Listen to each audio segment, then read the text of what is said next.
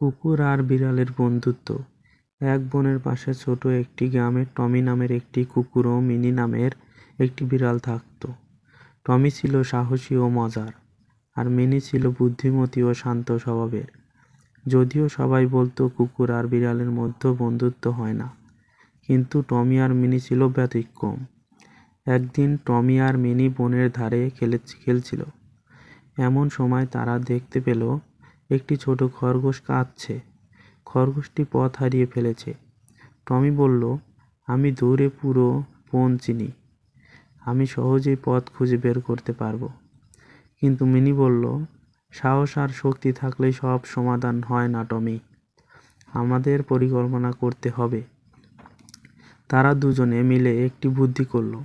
Mini তার তীক্ষ্ণ চোখ দিয়ে বনের সংকেতগুলো দেখতে লাগলো, আর টমি তার তীক্ষ্ণ নাক দিয়ে গন্ধ শুঁকে সঠিক পথ খুঁজতে শুরু করলো।